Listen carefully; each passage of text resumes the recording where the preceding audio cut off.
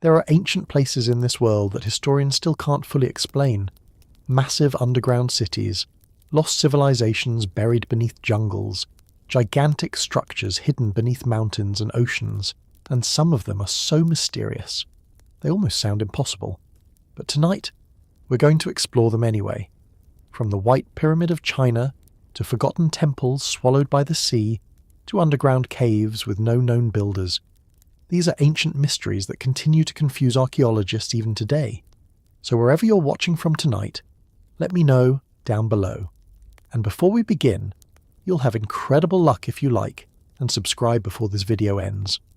Now, turn down the lights, get comfortable, and let's begin with one of the strangest hidden structures ever reported in China, the White Pyramid of China, the forbidden megastructure. The first reports of the White Pyramid of China sounded almost impossible. During World War II, an American pilot flying over Shanxi province claimed he saw something enormous beneath the clouds. At first, he thought it was a mountain, but as the aircraft moved lower, the shape became clearer. Smooth sides, sharp angles, perfect symmetry, a giant white pyramid rising from the landscape. Later accounts described the structure as almost glowing beneath the sunlight, with what looked like a shining capstone near its peak. The pilot was stunned. He later claimed the pyramid looked even larger than the pyramids of Egypt, and then it vanished back beneath the clouds. At the time, almost nobody believed the story. China was never associated with giant pyramids in the same way Egypt was. Ancient Chinese architecture focused more on temples, palaces, walls, and imperial tombs. Not enormous white megastructures hidden in the mountains, but over time, more stories began appearing. Travellers described pyramid-shaped hills near Xi'an. Others claimed entire valleys contained strange geometric structures hidden beneath trees and farmland. Then came satellite imagery. From the ground, many formations looked ordinary, but from above, some appeared unnaturally symmetrical, almost artificial. Their slopes formed sharp angles against the surrounding terrain, and unlike natural mountains, many stood completely isolated. Officially, these structures were identified as ancient burial mounds, imperial mausoleums built thousands of years ago for Chinese emperors, and some absolutely were. The region surrounding Xi'an contains one of the largest concentrations of ancient tomb complexes anywhere on Earth. Many remain unopened even today, but a few structures seemed different, too large, too precise, too strange, especially the so-called White Pyramid. Descriptions of the structure varied wildly. Some claimed it stood nearly 1,000 feet tall, others believed those numbers were exaggerated, but nearly every account agreed on one thing. The pyramid was enormous and strangely pale in colour, almost white. Some researchers later suggested the structure may once have been covered in polished limestone, similar to the outer casing stones that originally covered the pyramids of Giza. If true, sunlight would have reflected intensely from its surface, visible for miles, especially from the air. But there was one major problem. No large public excavation of the structure was ever announced. No international archaeological teams were invited to study it openly, and the silence surrounding the pyramid only made the mystery grow larger. Because when information disappears, speculation takes its place. Some believed the structure was simply an undiscovered imperial tomb. Others thought it belonged to a civilization far older than recorded Chinese history.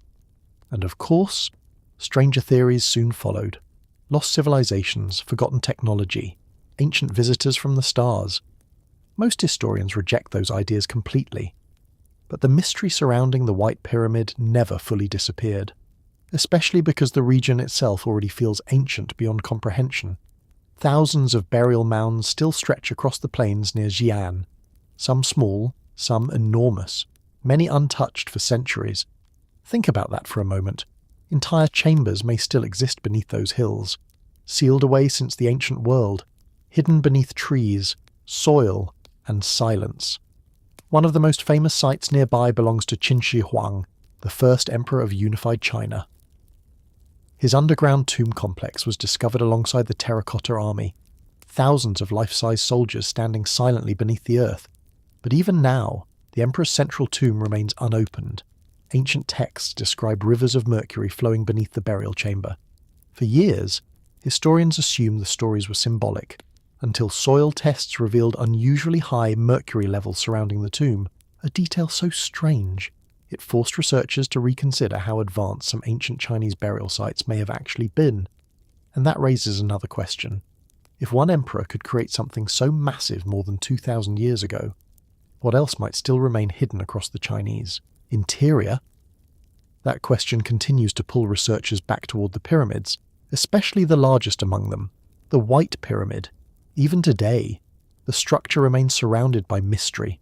No clear public excavation, no confirmed measurements, only stories, satellite images, and silence.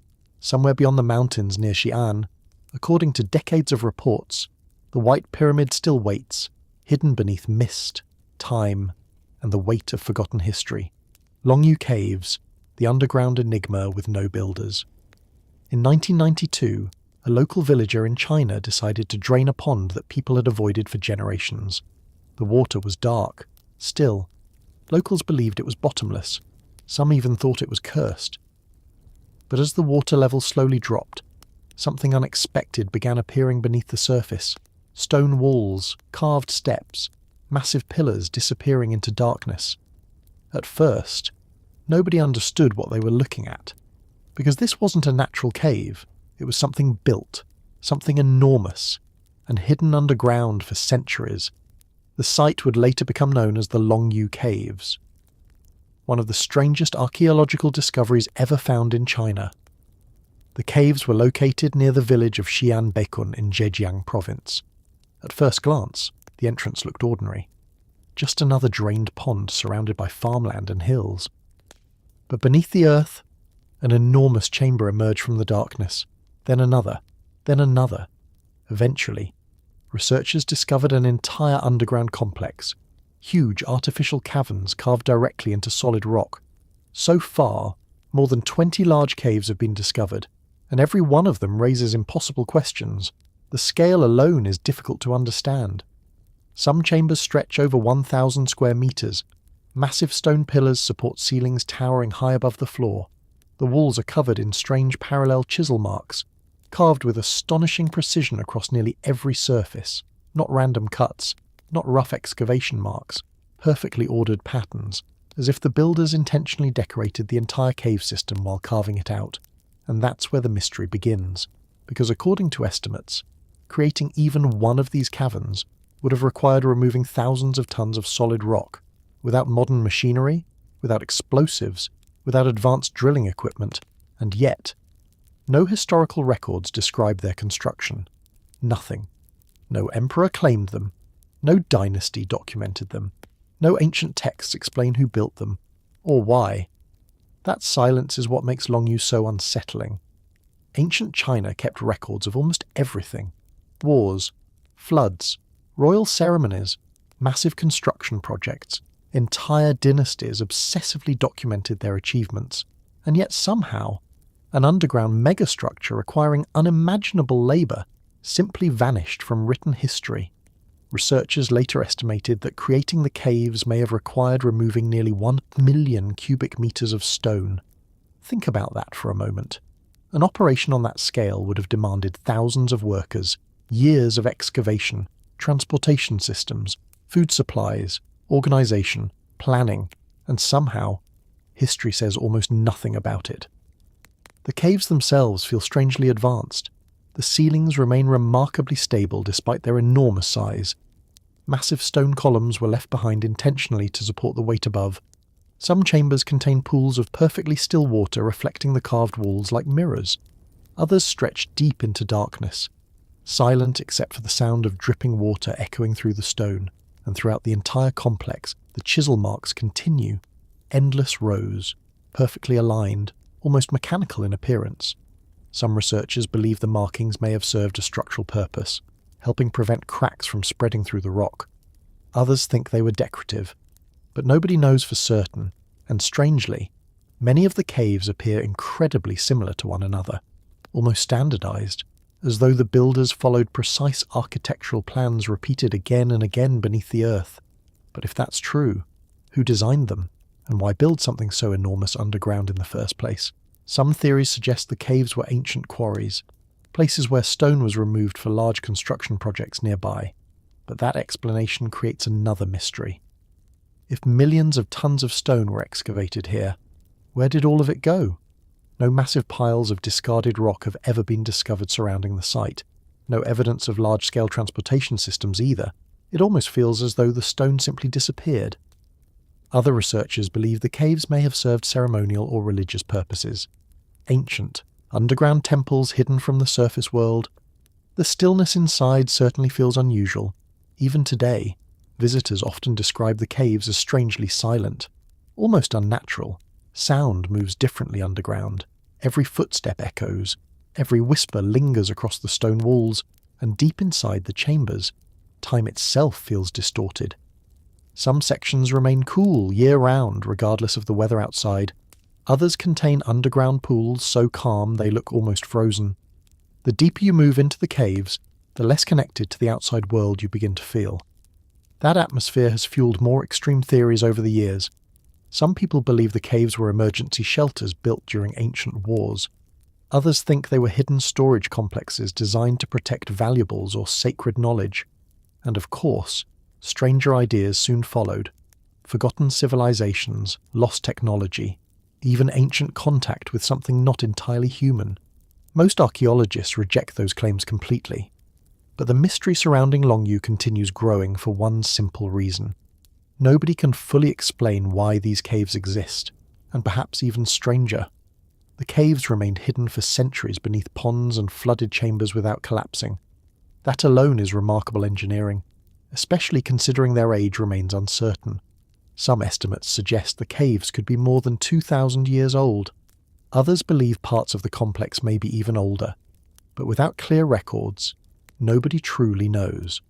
One of the strangest details is the absence of smoke damage. If thousands of workers carved these chambers underground using oil lamps or torches, researchers would expect to find soot marks on the ceilings. But many sections appear surprisingly clean, almost untouched.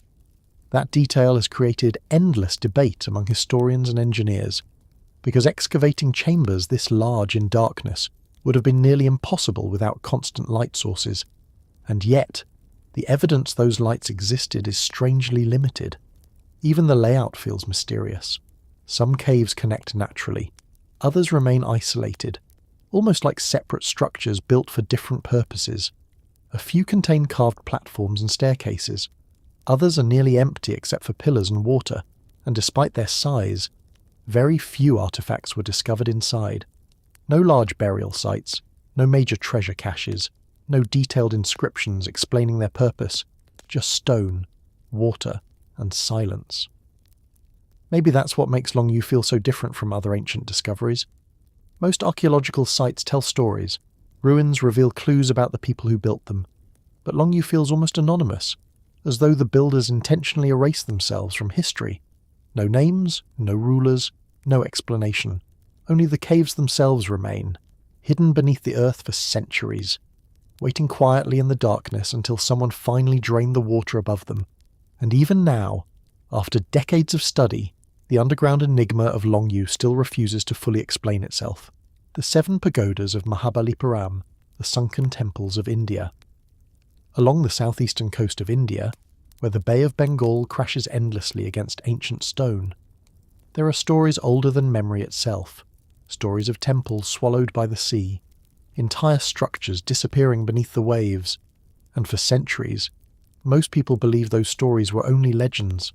Local fishermen spoke about them constantly, especially during sunrise. They claimed shapes could sometimes be seen beneath the water, dark outlines far below the surface, walls, pillars, ruins hidden beneath the ocean floor. Many dismissed the stories as myth, but the legends never disappeared. The place became known as the 7 pagodas of Mahabalipuram. According to ancient accounts, 7 magnificent temple towers once stood along the shoreline, visible from far out at sea. Sailors used them as landmarks while crossing the Indian Ocean. But sometime in the distant past, 6 of the temples vanished beneath the water, leaving only one surviving structure still standing on land today, the Shore Temple, silent against the coastline.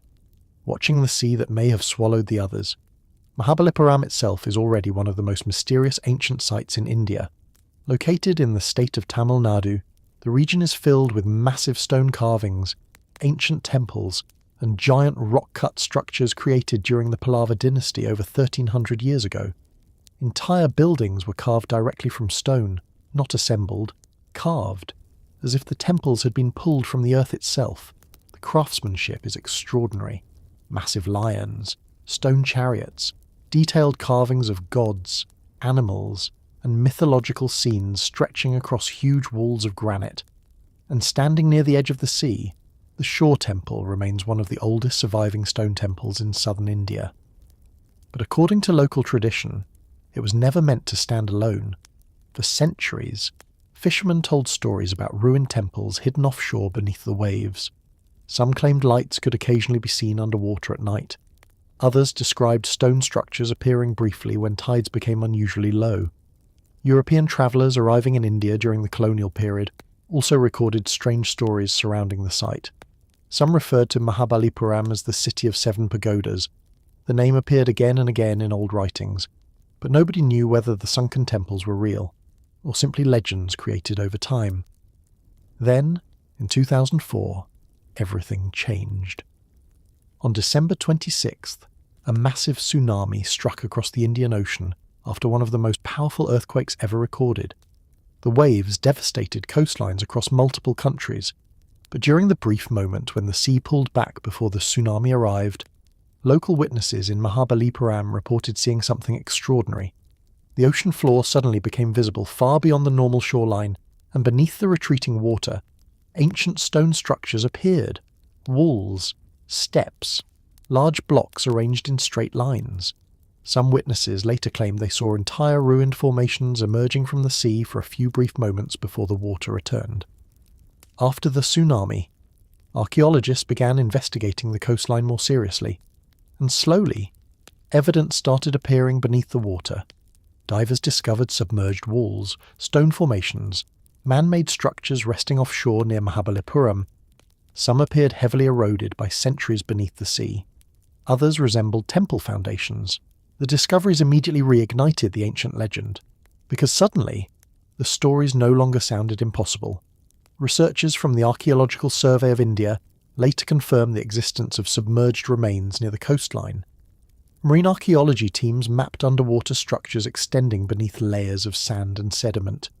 Some experts believe the ruins may have once belonged to ports, walls, or ceremonial buildings connected to the ancient city.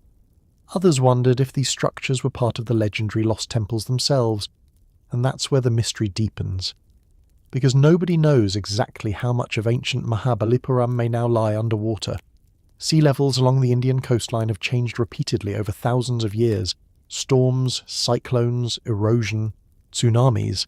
Entire sections of coastline can slowly disappear beneath the ocean over centuries. But local legends describe something more dramatic. A sudden destruction. A city swallowed by the sea. Some ancient Hindu stories even speak about civilizations destroyed by floods sent by the gods themselves. And strangely, flood myths appear in cultures all across the world. Mesopotamia, Egypt, Greece, Mesoamerica. Almost every ancient civilization preserved stories about water destroying entire cities. Maybe those stories were symbolic, or maybe they were memories. What makes Mahabalipuram especially fascinating is how advanced the surviving structures already are. The Shore Temple has stood against ocean winds and salt water for more than 1,000 years. Its granite walls remain remarkably intact despite constant exposure to the sea. The engineering required to build directly beside the coastline was extraordinary for its time, and if 6 additional temples once existed nearby, the original complex may have been enormous. Some historians believe the 7 pagodas legend may have been exaggerated over time. Perhaps the 7 temples symbolize greatness rather than an exact number. But others think the surviving ruins offshore suggest something much larger really did exist along the coast long ago, especially because ancient Mahabalipuram was once a major port city. Ships from Southeast Asia, Persia, and distant kingdoms likely visited these shores centuries ago. The temple towers would have been visible from the sea, rising above the coastline like stone beacons, guiding sailors toward India. And maybe that's why the legends survived for so long, because generation after generation, people remembered seeing the towers, until eventually, only one remained. The underwater ruins themselves feel strangely haunting. Divers exploring the site often describe enormous silence beneath the waves. Large stone blocks covered in coral and marine growth, broken walls fading into sand and darkness, shapes emerging briefly through shifting currents before disappearing again. The ocean slowly swallowing history. The Indus Valley civilization's collapse, a vanished ancient world. Long before ancient Rome, before Greece, and even before many of Egypt's later dynasties, a massive civilization was already thriving across the plains of South Asia. A civilization of enormous cities, advanced engineering, carefully planned streets, and millions of people living in a remarkable order nearly 5,000 years ago. Today, we call it the Indus Valley Civilization. But for thousands of years, the entire civilization was forgotten, its cities buried beneath dust, farmland, and silence. And even now, one enormous mystery still remains. What caused its collapse? At its height, the Indus Valley Civilization stretched across parts of modern-day India and Pakistan. Its territory covered an area larger than ancient Egypt and Mesopotamia combined. Major cities like Mohenjo-Daro and Harappa contained straight streets arranged in grid patterns, homes connected to drainage systems, public wells, brick buildings built with astonishing precision. Even today, archaeologists remain stunned by how advanced the cities appear, especially for a civilization that existed more than 4,000 years ago. The streets were carefully organized, wastewater systems carried sewage away from homes, standardized bricks were used across huge distances, weights and measurements remained almost perfectly consistent throughout the civilization. That level of organization suggests something extraordinary, a society operating with deep coordination across hundreds of settlements. And yet, we still know surprisingly little about the people themselves, because one of the civilization's greatest mysteries is its writing. Thousands of seals and artifacts contain strange symbols now known as the Indus script, but despite decades of research, nobody has fully deciphered it. Think about that for a moment. An entire civilization left behind written symbols, and modern historians still cannot read them, which means the people of the Indus Valley remain almost silent to us. We know how they built, how they traded, how they organized cities, but we do not know what they called themselves. We do not know their myths, their rulers, or the words they spoke while walking through those ancient streets thousands of years ago. And then, around 1900 BCE, something changed. The great cities began declining, trade weakened, urban centers slowly emptied, and over time, one of the largest civilizations on Earth disappeared. For years, historians believed invasion caused the collapse. Early theories suggested outside groups attacked and destroyed the cities. But evidence for large-scale warfare remained surprisingly limited. No massive battlefields, no widespread destruction, no clear signs of sudden conquest. Instead, the collapse appears strangely gradual, almost quiet, as though the civilization slowly unraveled over generations. That has led many researchers toward another explanation. Climate change. Thousands of years ago, the Indus Valley depended heavily on river systems flowing through the region. Water shaped everything: agriculture, trade, survival itself. But geological evidence suggests the climate began changing dramatically during the civilization's later years. Monsoon rains weakened, rivers shifted course, some may have dried up completely, and if the water disappeared, entire cities would have struggled to survive. One river continues haunting researchers even today, the Saraswati River. Ancient Indian texts describe it as a mighty river flowing through the region. But today, much of it no longer exists. Satellite imagery later revealed traces of enormous dried river channels stretching across northwestern India, evidence suggesting massive rivers once flowed where desert now stands. Some historians believe the decline of these river systems triggered enormous migrations across the civilization. Cities slowly abandoned as water sources disappeared, populations moving eastward searching for more stable conditions, and if true, that would mean one of humanity's greatest ancient civilizations may not have been destroyed by war at all, but by the environment itself, by rivers slowly vanishing beneath a changing climate, And perhaps the strangest part is how peaceful many Indus cities appear compared to other ancient civilizations. Few large weapons have been discovered. No giant statues of conquering kings. No massive royal tombs dominating the landscape. The civilization feels unusually quiet, orderly, almost restrained. Even Mohenjo-Daro, one of the largest cities, just lacks obvious palaces or monuments celebrating rulers like those found in Egypt or Mesopotamia. Some researchers believe power within the civilization may have functioned very differently from other ancient societies. But without deciphering the script, nobody can know for certain. That uncertainty leaves enormous gaps in the story. Because civilizations this advanced are not supposed to disappear so completely. Yet for thousands of years, the cities remained buried and forgotten. Only later did archaeologists begin understanding what had truly been discovered beneath the earth, an entire lost civilization, and even now, many of its secrets remain hidden. New archaeological sites continue appearing across India and Pakistan, some buried beneath farmland, others hidden beneath modern towns and cities. Researchers still debate how large the civilization truly became. Some estimates suggest millions of people once lived across its settlements, an ancient world stretching across enormous distances long before most of the world's great empires even existed. And yet, its people left behind almost no readable voice, only symbols, ruins, silent streets beneath the dust. Maybe that silence is what makes the Indus Valley civilization feel so haunting. Because unlike Egypt, we cannot read the thoughts of its rulers. Unlike Rome, we do not know the names of its emperors. The civilization remains partially locked away behind an undeciphered script, as though an entire world still exists just beyond our understanding. Kailasa Temple, the megastructure carved from a mountain. Hidden within the rocky cliffs of western India, there exists a structure so extraordinary that many people struggle to believe it was built by human hands. Not because of myths, not because of legends, but because of the scale itself. The Kailasa Temple is not constructed like ordinary buildings. It was not assembled stone by stone, not built upward.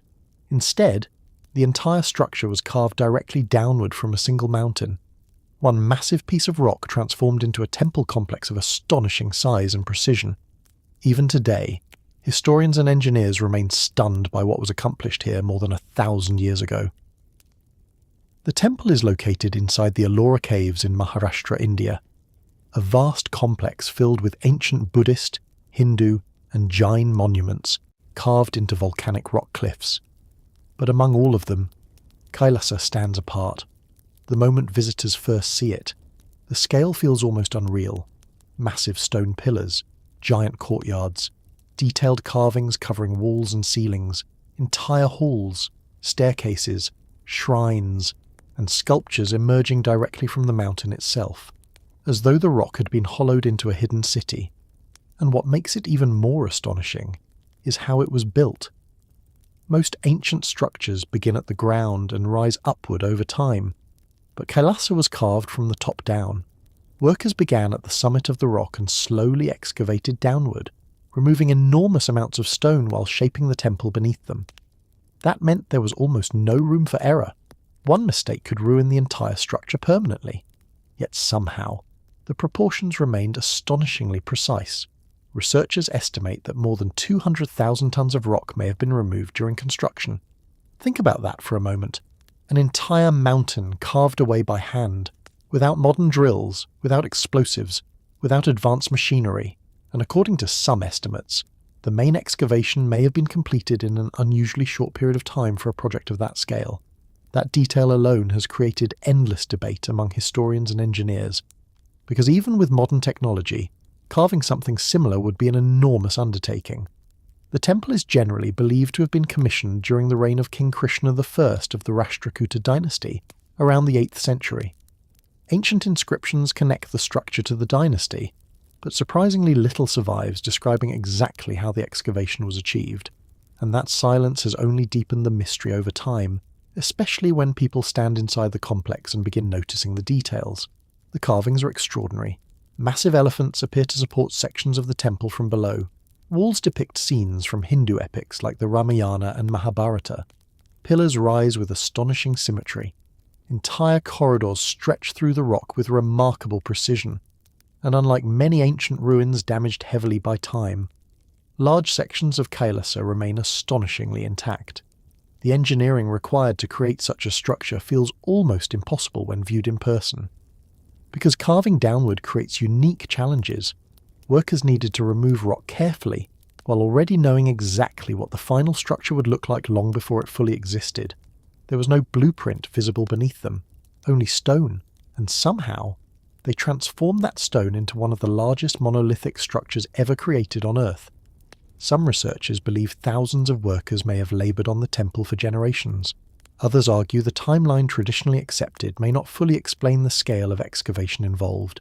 And of course, more extreme theories eventually appeared: lost technology, forgotten engineering methods, ancient machines, even supernatural assistance. Most historians reject those ideas completely. But the mystery surrounding Kailasa continues for one simple reason. The achievement feels far beyond what most people expect from the ancient world, especially when you realise the temple was not hidden underground, not buried beneath sand. It was carved fully exposed into solid rock, visible to anyone standing nearby for more than 1,000 years, and yet even today, many people outside India have never heard of it. That alone feels strange, because structures of far smaller scale often dominate history books and documentaries. But Kailasa remains comparatively unknown despite being one of the greatest architectural achievements in human history. The atmosphere inside the temple also feels unusual. The stone absorbs sound differently. Footsteps echo softly through the corridors. Light moves across the carvings as the sun shifts overhead. And because the temple was carved directly into volcanic rock, parts of the complex remain surprisingly cool, even during intense summer heat.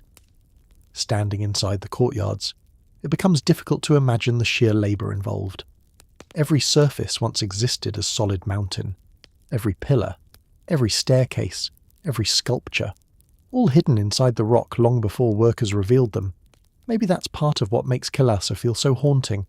Not just its beauty, but the idea that ancient builders could look at an entire mountain and somehow already see the temple hidden inside it. And even now, after centuries of study, the full story of how Kailasa Temple was truly carved from the mountain still feels partially beyond explanation. The lost labyrinth of Egypt. Beneath the sands of Egypt, somewhere beyond the famous pyramids and crowded tombs, there may once have existed a structure so enormous that ancient historians claimed it surpassed even the wonders of the pyramids themselves. A labyrinth, not a simple maze, but a colossal underground complex filled with halls, chambers, courtyards, and hidden passageways stretching beneath the desert. For centuries, many believed the stories were exaggerated. Ancient myth, a lost monument transformed into legend over time. But according to some of the earliest historians who claimed to see it with their own eyes, the Labyrinth of Egypt was very real, and its disappearance remains one of archaeology's greatest mysteries. The story begins near Hawara, south of Cairo, close to the ancient pyramid of Pharaoh Amenemhat III. Today, the area appears quiet, mostly sand, stone, and scattered ruins. Nothing suggesting one of the greatest structures of the ancient world once stood there, but thousands of years ago. Greek historians described something astonishing beneath the Egyptian desert. The ancient writer Herodotus visited Egypt during the 5th century BCE, and after seeing the pyramids, he claimed there was another structure even more impressive, the labyrinth. According to his descriptions, the complex contained thousands of rooms spread across multiple levels, huge halls connected by endless corridors, massive courtyards, underground chambers hidden beneath the earth. Herodotus wrote that the labyrinth was so vast and confusing that guides were required to navigate through it, and he was not the only one to describe it. Other ancient writers like Strabo and Pliny the Elder also mentioned enormous labyrinth-like structures connected to Egypt. Some described elaborate stone ceilings covered in carvings. Others spoke of hidden burial chambers beneath the complex. And strangely, many accounts shared similar details despite being written centuries apart. That consistency is part of what keeps the mystery alive, because ancient historians were often willing to exaggerate, but multiple writers describing the same enormous structure becomes harder to ignore, especially when archaeological evidence later appeared near Hawara. In the late 19th century, archaeologist Flinders Petrie excavated sections of the site and uncovered massive stone foundations buried beneath the sand. Enormous walls, ruined chambers, fragments suggesting a structure far larger than what remained visible on the surface. Petrie believed the ruins may indeed belong to the legendary labyrinth described by ancient historians, but by then, most of the upper structure had already vanished, destroyed over centuries, its stones likely reused for later construction projects across Egypt. And that's one of the strangest parts of the story. If the labyrinth truly existed at the scale ancient writers described, how does something so enormous simply disappear? Some researchers believe earthquakes and flooding may have damaged large sections of the complex over time. Others think later, civilizations dismantled the structure piece by piece for building material. But a few theories suggest something even stranger.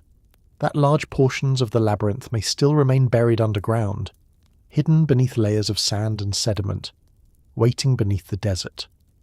The original purpose of the labyrinth also remains uncertain. Some historians believe it functioned as a massive mortuary complex connected to Pharaoh Amenemhat III, a ceremonial centre tied to death rituals and royal burials. Others think it may have served administrative or religious purposes. Ancient Egypt already possessed enormous temple complexes filled with sacred chambers and hidden passageways. But descriptions of the labyrinth go far beyond ordinary temples. Some accounts describe underground halls so vast they contained countless statues and carved images of gods, kings, and sacred animals. Others claim the lower chambers were forbidden to outsiders entirely, places where ancient secrets and royal burials were hidden beneath the earth.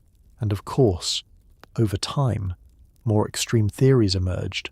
Lost technology, hidden knowledge, underground archives containing forgotten history, even secret chambers connected to the pyramids themselves. Most historians reject those claims completely, but the mystery surrounding the labyrinth continues because the ancient descriptions feel unusually intense. Herodotus himself claimed the structure left a deeper impression on him than the pyramids. Think about that for a moment. The pyramids already stood among the greatest wonders of the ancient world, and yet, according to some ancient visitors, the labyrinth felt even more astonishing. That alone says something about the scale people believed it once possessed. Modern technology has only deepened the mystery further. Ground-penetrating radar surveys near Hawara have reportedly revealed unusual underground anomalies beneath the desert floor. Large rectangular formations, possible buried chambers, patterns difficult to explain naturally. Some researchers believe these may be surviving sections of the ancient labyrinth still hidden beneath the sand. But excavation in the area remains limited and controversial. Water levels underground create major difficulties for archaeologists, and large portions of the site remain inaccessible, which means, even today, nobody fully knows what still exists beneath Hawara. The atmosphere surrounding the labyrinth feels different from many ancient mysteries, because unlike mythical lost cities hidden in jungles or beneath oceans, this structure was openly described by real ancient historians. People claimed to walk through it, to see it, to become lost inside it, and now, almost nothing remains visible on the surface, only ruins, fragments, and stories surviving across thousands of years. Maybe that's what makes the lost labyrinth of Egypt feel so haunting.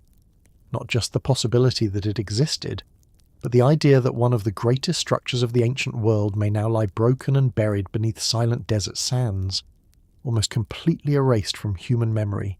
And somewhere beneath Hawara, beneath layers of earth and forgotten stone, the lost labyrinth may still be waiting in darkness. The Uffington Whitehorse, the ancient symbol no one understands.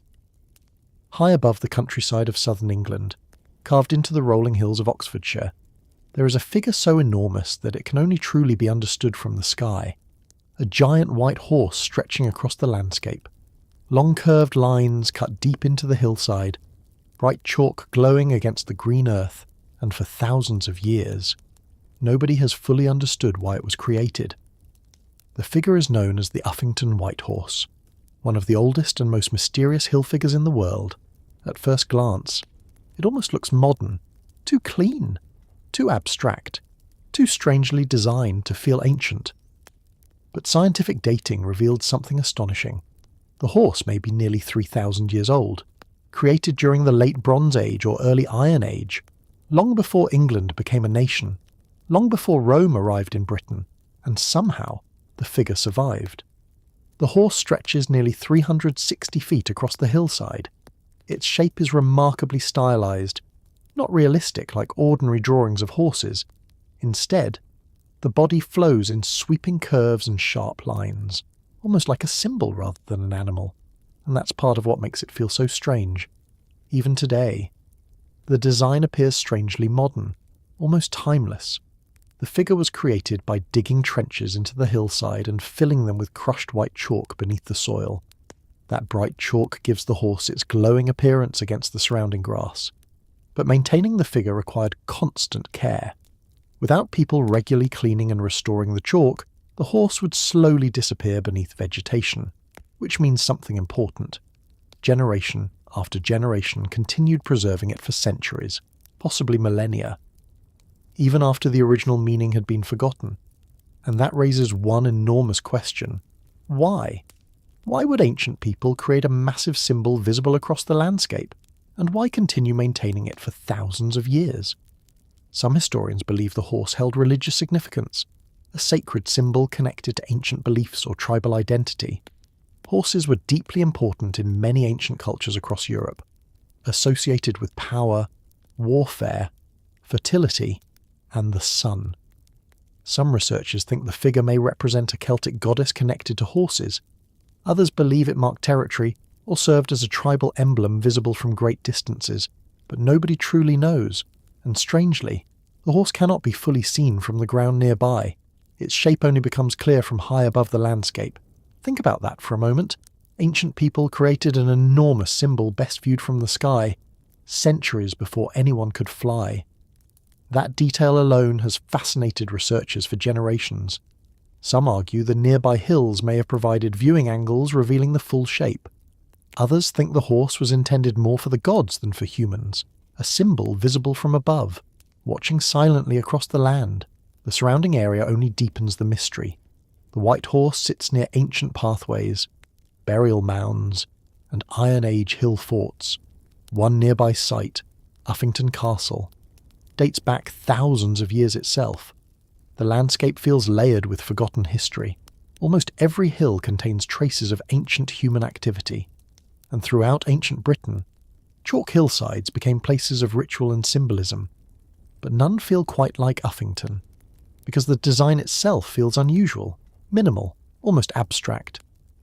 Unlike later medieval hill figures, the white horse contains no detailed features, no rider, no scenery, only flowing white lines stretched across the earth. Some archaeologists believe the shape may have originally represented something entirely different, not a horse at all, perhaps a dragon, or a mythical creature now forgotten. Ancient stories from the region speak about dragons defeated upon the hillsides, legends blending history and myth together over centuries. Others think the horse may have astronomical meaning. Certain alignments in the surrounding landscape appear connected to solar movements and seasonal events. Ancient cultures often linked animals with celestial symbolism, and because the figure rests high on the hillside, sunlight strikes it dramatically during sunrise and sunset, especially in certain seasons.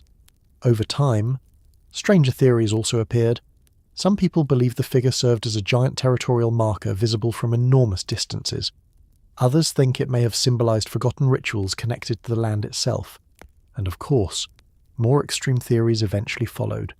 Ancient messages, lost civilizations, even symbols meant for something beyond human eyes. Most historians reject those ideas completely.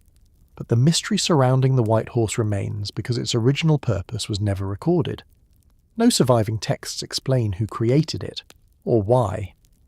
And despite centuries of study, the figure still resists simple explanation. Even the age of the horse remained uncertain for years.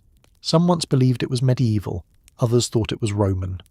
Only later did scientific testing reveal its far older origins, meaning the figure already existed long before many famous kingdoms of Europe had even formed. That realization changed how archaeologists viewed the site completely. Because suddenly, the white horse no longer felt like a local curiosity. It became a surviving message from prehistoric Britain itself, a symbol carried across nearly 3,000 years of history. And perhaps the strangest part is this. The horse survives only because generation after generation chose to preserve it. People continued cleaning the chalk, maintaining the lines, protecting the figure, even long after its original meaning may have been forgotten, almost as if the symbol itself became sacred through memory alone. The landscape around Uffington feels unusually quiet even today. Wind moving across open hills, ancient paths cutting through the grass, fog slowly covering the white lines at dawn, and high above the countryside. The horse continues watching silently across the land, a giant ancient symbol carved into the earth itself, still visible after thousands of years, and still not fully understood. The tunnels of Baiae. Along the western coast of Italy, near the Bay of Naples, lie the ruins of a city once known as the playground of the Roman elite, a place filled with luxury villas, bathhouses, gardens, and massive palaces overlooking the sea. Roman emperors came here to escape politics and war. Wealthy nobles held extravagant celebrations beneath marble ceilings lit by torchlight, and beneath the beauty of the coastline, hidden below the ruins and volcanic stone, there exists something far more mysterious. A network of underground tunnels, dark passageways twisting deep beneath the ancient city of Baiae, some leading nowhere, others disappearing into chambers still not fully understood, and for centuries, people believed these tunnels were connected to the underworld itself. Baiae was once one of the richest cities in the Roman Empire. Located near volcanic hot springs and thermal waters, the region became famous for luxury and excess. Roman writers described enormous villas stretching across the coastline, private harbours, hidden gardens, lavish baths built directly into the cliffs. But over time, much of the city slowly disappeared beneath the sea. Volcanic activity in the region caused the ground to sink gradually over centuries. Today, large sections of ancient Baiae rest underwater, submerged ruins lying silently beneath the bay, and beneath the surviving ruins on land, archaeologists discovered something even stranger. Ancient underground tunnels carved deep into the volcanic rock. At first, many believed the tunnels were simple service corridors or storage systems connected to Roman villas, but the deeper researchers explored, the stranger the network became. Some passageways descended sharply underground. Others opened into hidden chambers filled with unusual heat and steam from volcanic activity beneath the earth. The air inside certain sections became almost unbearable. Hot, heavy, difficult to breathe, and in ancient times, that atmosphere must have felt terrifying, especially in darkness. One of the most famous sections became known as the Cave of the Sibyl. According to ancient Roman legends, the Sibyl was a prophetic priestess connected to the god Apollo, a woman believed capable of seeing the future. Ancient stories claimed heroes and rulers travelled into underground chambers near Baiae, seeking visions and prophecies.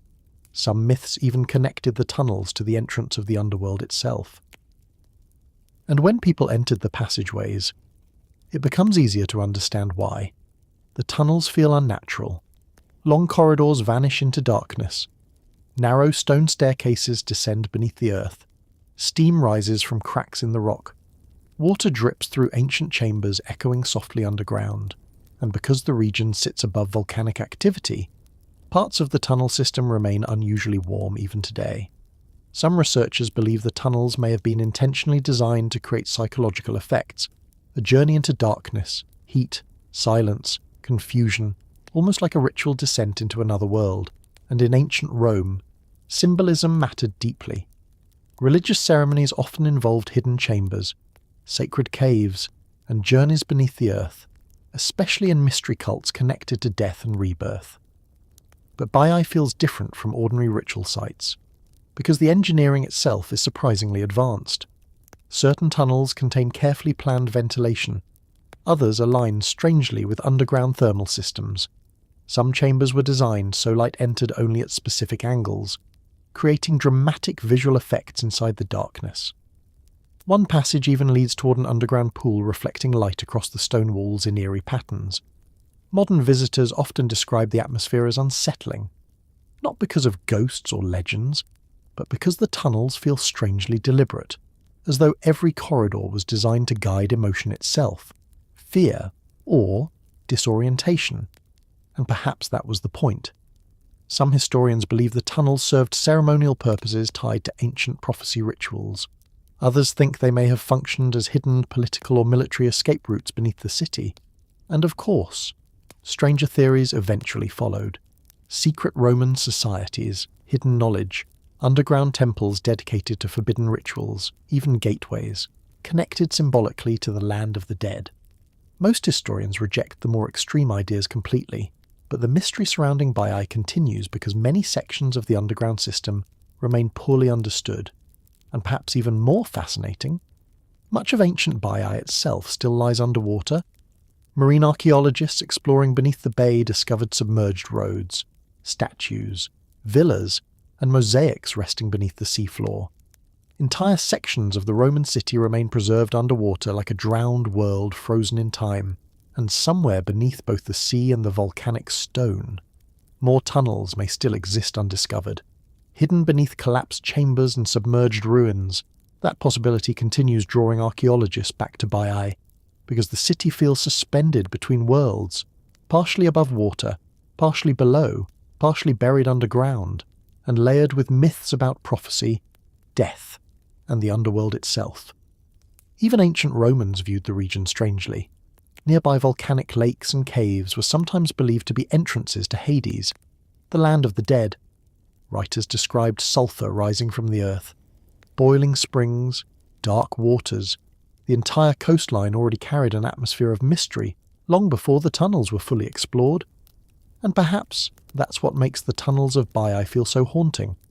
Not just the underground passages themselves, but the idea that ancient people intentionally built sacred spaces within a landscape already associated with another world, a place where heat rose from beneath the earth, where cities slowly sank beneath the sea, and where deep underground corridors still disappear silently into darkness even today. The El Tarnin Antenna.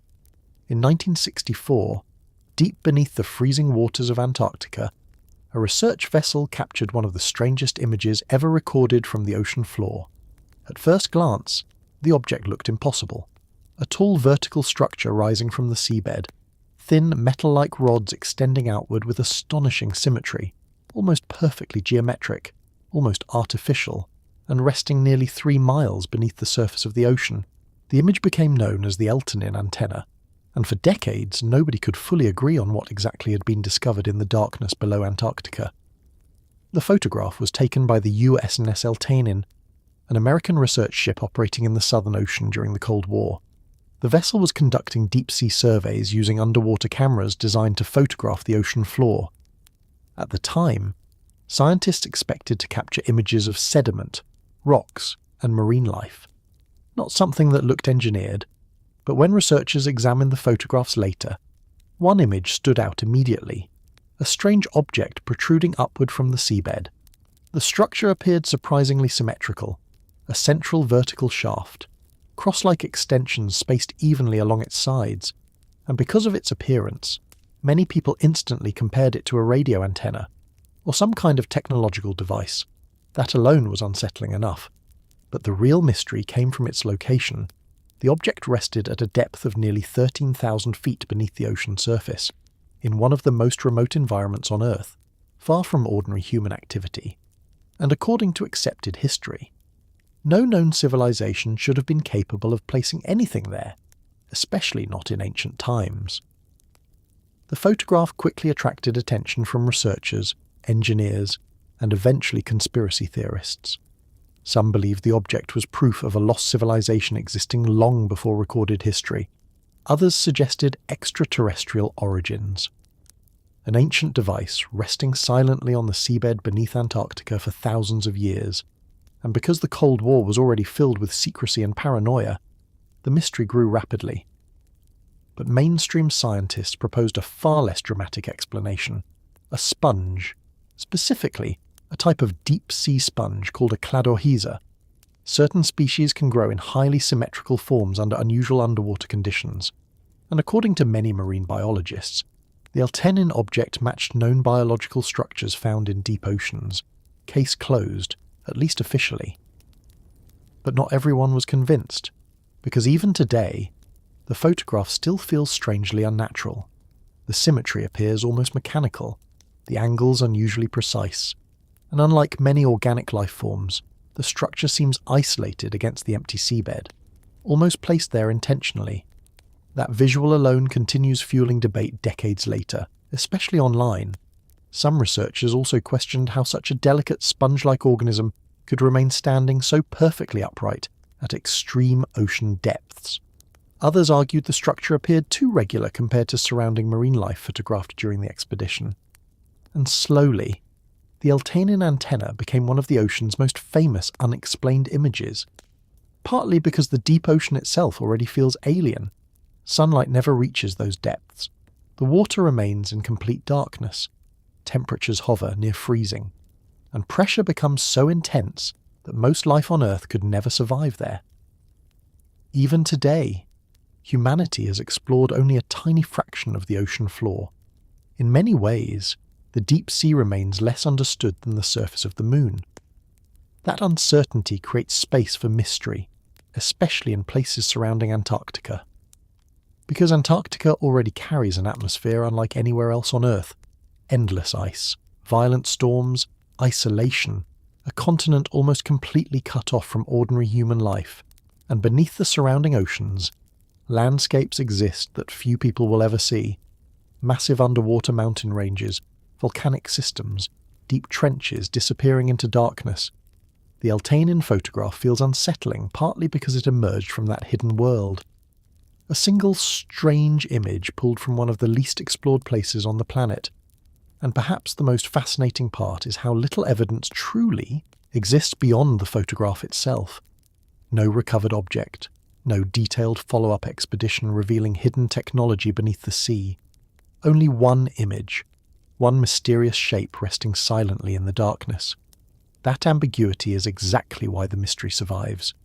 Because the human mind struggles with uncertain images, especially when they resemble familiar technology in places where technology should not exist. Over the years, stranger theories continued appearing. Some believed the object was evidence of a prehistoric civilization destroyed long before recorded history. Others connected it to myths about Atlantis or forgotten polar societies. A few even suggested it may have been part of an ancient monitoring system hidden beneath the ocean floor, still active, still waiting. Most scientists reject those ideas completely. And to be fair, the sponge explanation may very well be correct. Nature often creates patterns that appear artificial to human eyes, especially in extreme environments. But even if the object truly was biological, the image itself still carries a strange psychological effect. Because for one brief moment, deep beneath Antarctic waters, the ocean floor appeared to reveal something impossible, a structure that looked designed, intentional, technological, and hidden within darkness untouched by sunlight for millions of years. Maybe that's why the Eltanin antenna continues haunting people decades later. Not because we know what it is, but because we don't fully know, and somewhere beneath the freezing waters surrounding Antarctica, in total silence far below the surface, the strange object from the Eltanin photograph still seems to wait in the darkness, the Brazilian geoglyphs.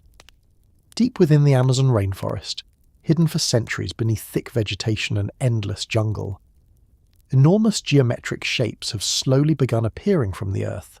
Perfect circles, massive squares, long straight lines carved into the landscape itself, shapes so large they can only truly be understood from the sky.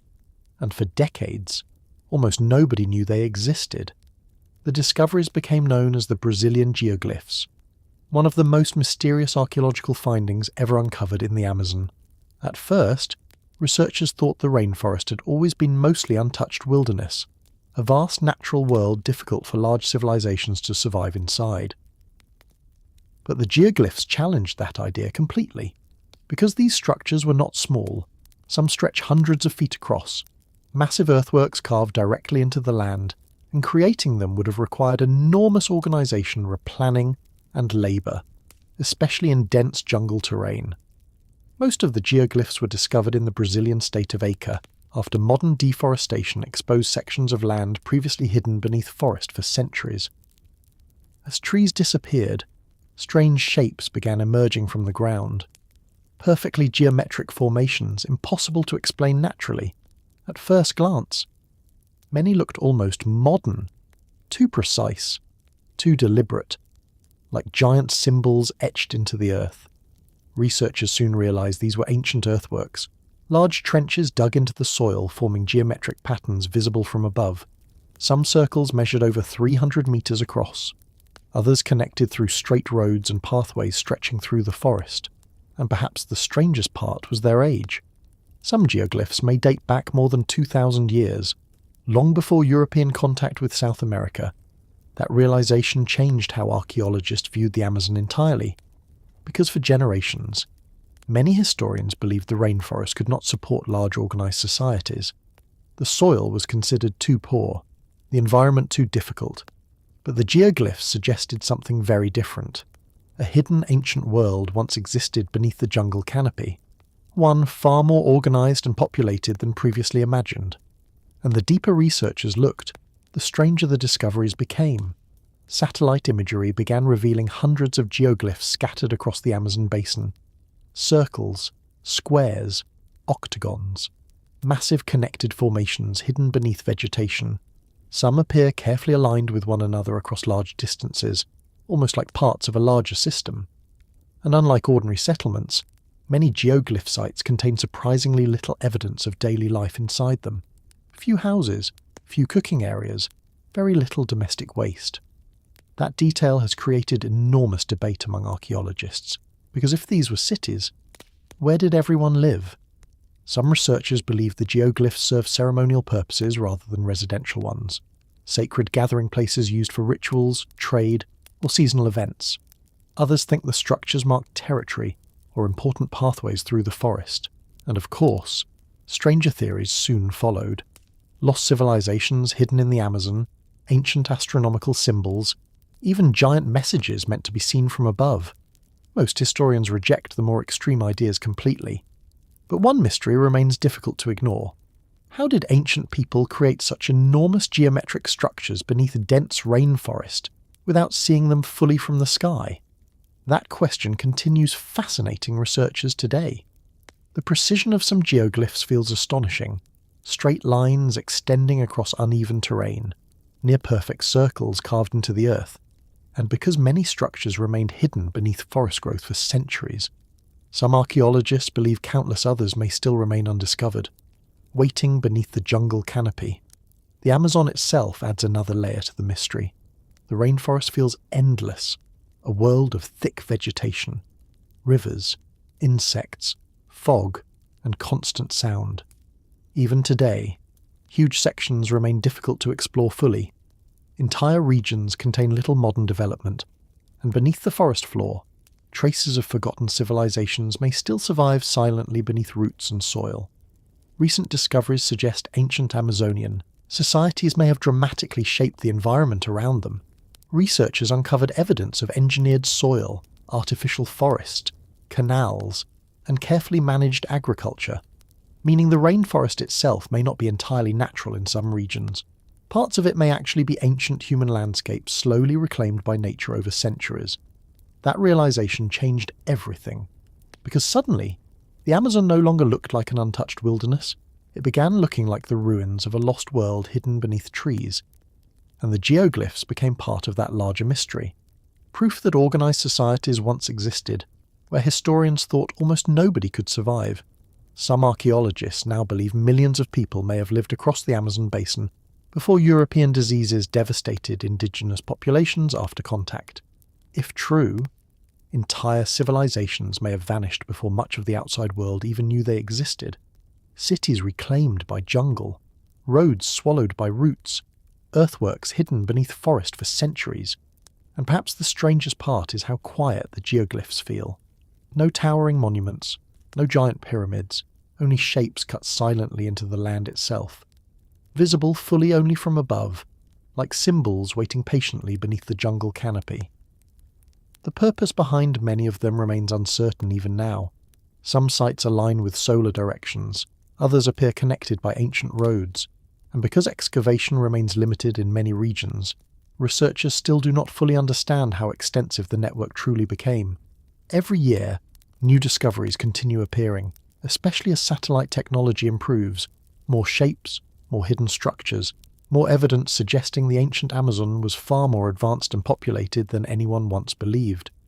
Maybe that's what makes the Brazilian geoglyphs feel so haunting.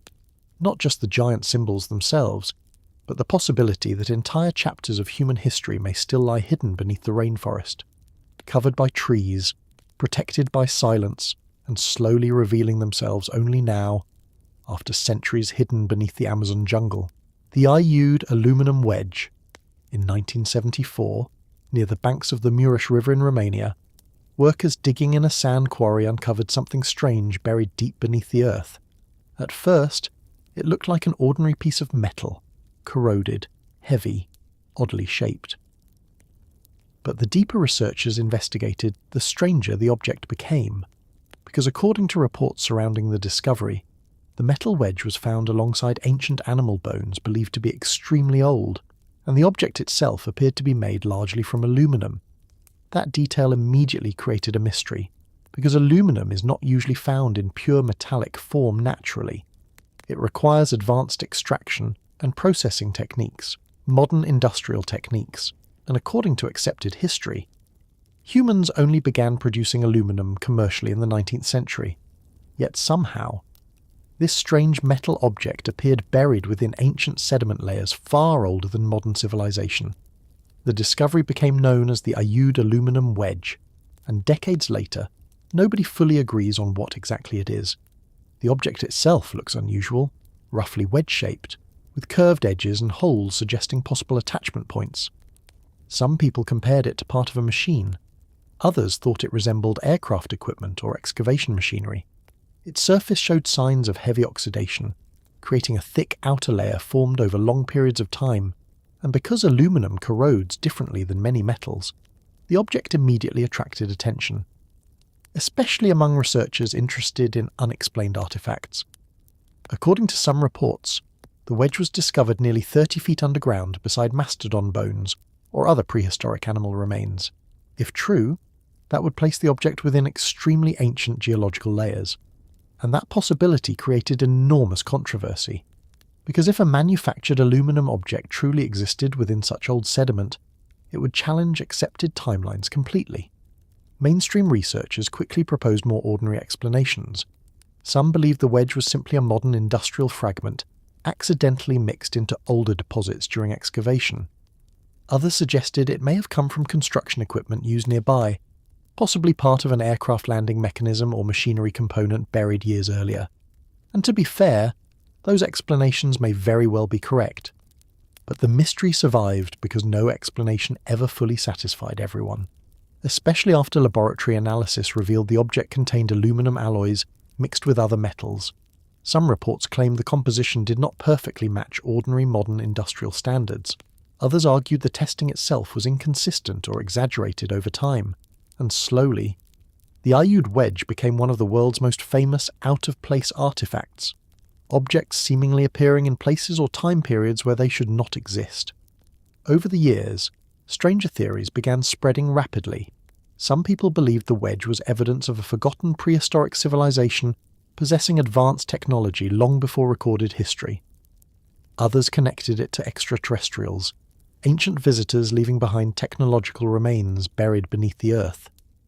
And because the object's true origin remained uncertain, speculation only continued growing.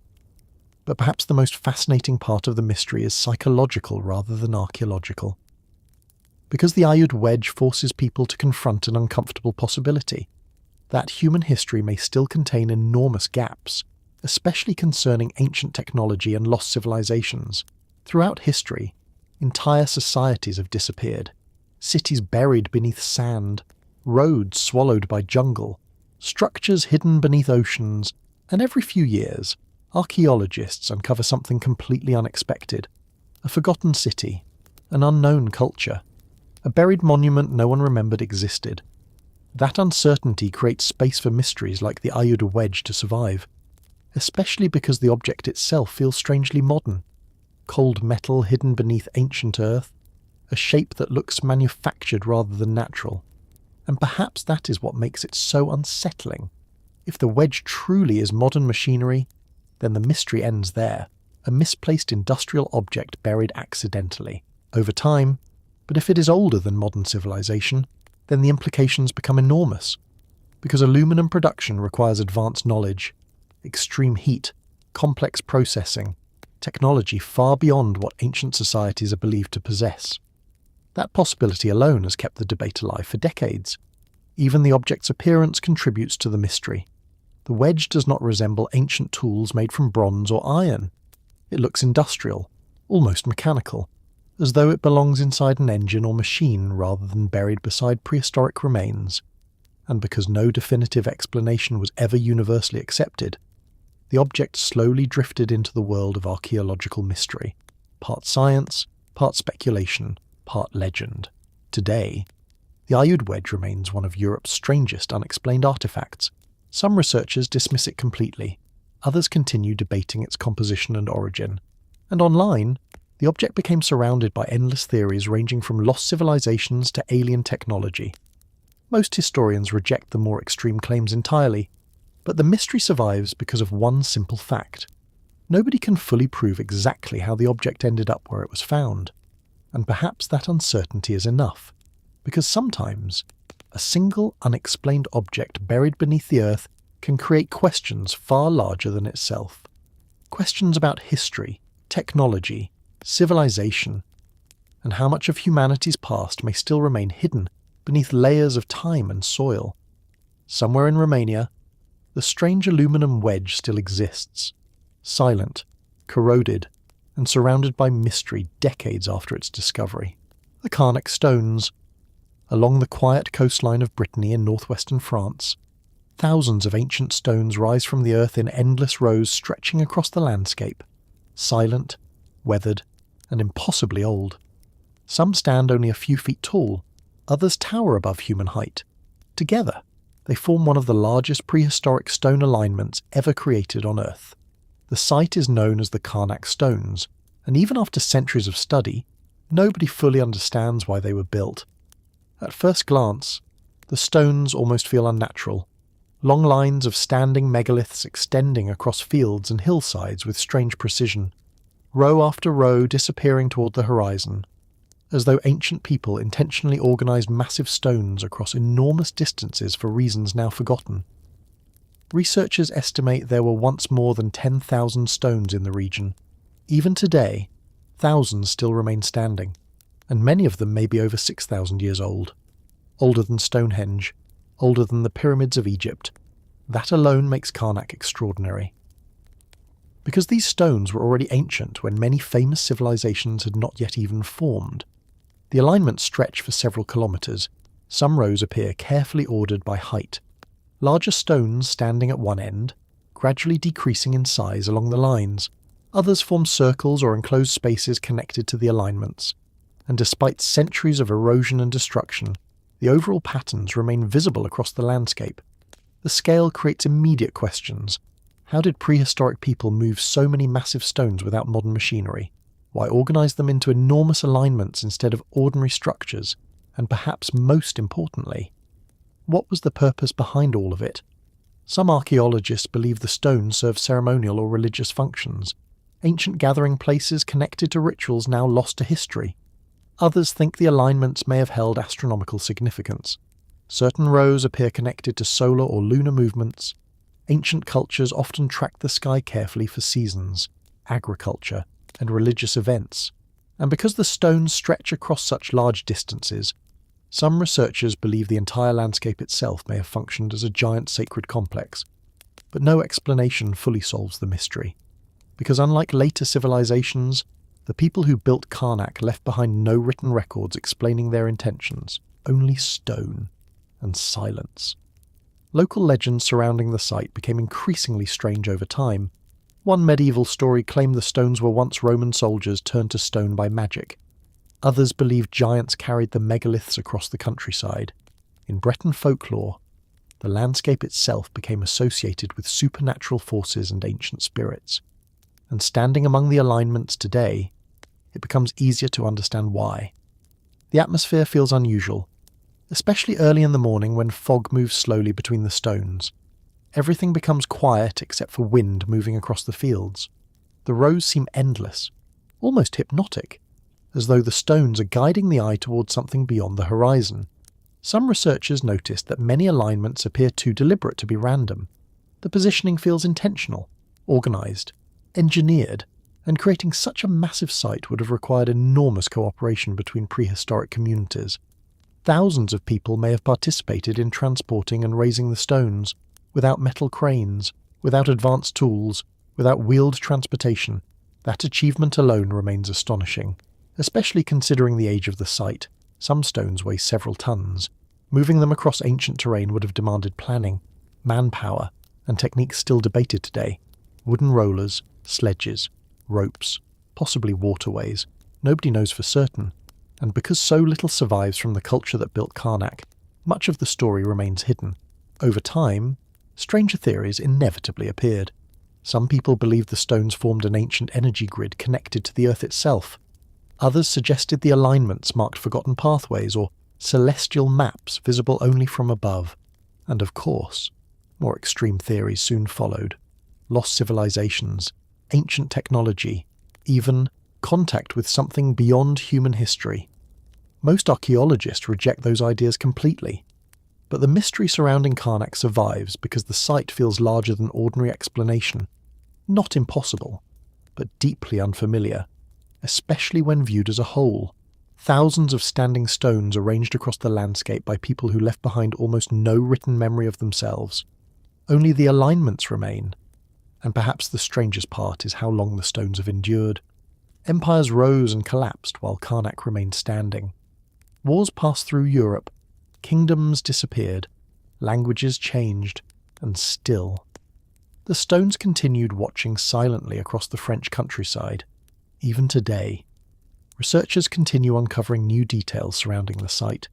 Buried structures, ancient tombs, fragments of surrounding settlements hidden beneath the soil. Some archaeologists now believe the Karnak region may once have been one of the most important ceremonial landscapes in prehistoric Europe, a place where ancient people gathered for reasons we may never fully understand. And maybe that uncertainty is what makes the Karnak stones feel so haunting. Not just the scale, not just the age, but the silence surrounding them. Because unlike ancient ruins filled with inscriptions and kings, Karnak explains nothing. The stones simply stand there, endless rows stretching across the earth, ancient beyond memory, still waiting beneath the skies of Brittany after thousands of years. The giant of Kandahar. In the mountains of Afghanistan, far beyond the crowded cities and modern roads, there are valleys so remote that entire villages remain hidden between cliffs and desert for centuries, places where stories travel more through whispers than written history. And among soldiers stationed in the region during the early years of the war in Afghanistan, one story became especially strange. A story about a giant. Not symbolic, not mythical. A massive human-like figure supposedly encountered near Kandahar. The story became known online as the Giant of Kandahar, and over the years, it grew into one of the internet's most famous modern legends. According to the claims, an American military patrol disappeared while moving through a remote mountainous region near Kandahar. A special operations team was later sent to investigate. The terrain was harsh, dry valleys, jagged cliffs, caves scattered through the mountains, and somewhere within that landscape, the team allegedly encountered something impossible. A giant humanoid figure emerging near a cave entrance. Descriptions varied depending on the version of the story, but most accounts described the being as extremely tall. Some claimed nearly 12 to 15 feet in height, with red hair, enormous strength, and strange physical features unlike an ordinary human. According to the legend, the giant attacked the patrol before eventually being killed by gunfire, and afterward, the body was supposedly removed by military aircraft and classified by the government. No photographs were publicly released. No official military records confirm the encounter. Only stories, interviews, rumours spreading online year after year.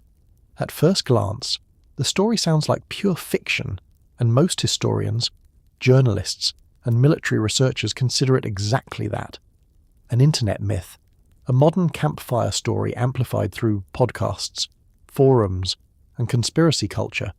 But what made the story spread so rapidly was not just the giant itself, it was the setting. Because Afghanistan already feels ancient in a way few places on Earth do. The mountains surrounding Kandahar contain caves, ruins, and pathways used for thousands of years. Empires crossed these lands long before the modern world existed. Persians, Greeks, Mongols, British armies, Soviets. Ancient trade routes once passed through these valleys connecting Asia and the Middle East.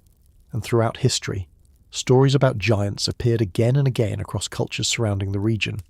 Ancient texts from many civilizations describe enormous human-like beings existing before or alongside humanity. The Bible mentions giants. Mesopotamian myths describe powerful ancient beings. Greek legends spoke of titans.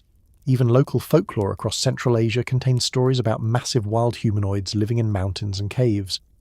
Most historians interpret those stories symbolically or mythologically. But the giant of Kandahar legend tapped directly into those ancient themes. A hidden giant emerging from remote mountains during modern warfare, ancient myth colliding with the present day. And perhaps that's why the story captured so much attention online, because it feels strangely timeless. The idea itself is ancient, something huge hidden beyond civilization, watching from caves and mountains, waiting beyond the edges of the known world. Over time, the story became increasingly elaborate. Some versions claim the military already knew about giant humanoids living in remote regions. Others connected the story to secret government programs or biblical history. A few even suggested ancient giants may have survived into modern times hidden within isolated environments.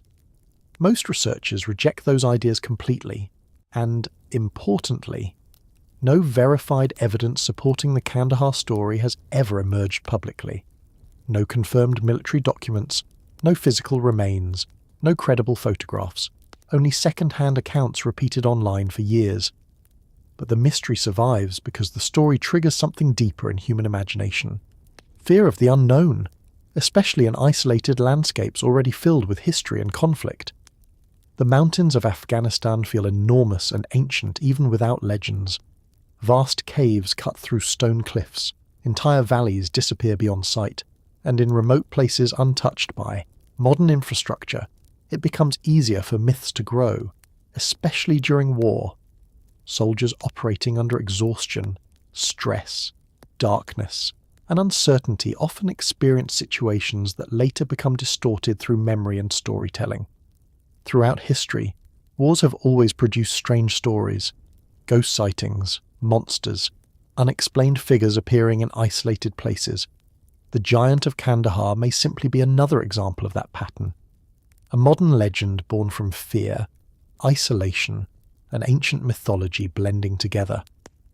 But even if the story itself is fictional, it reveals something fascinating about human psychology, because giant myths appear almost everywhere on Earth, across Europe, Asia, the Middle East, North America, South America.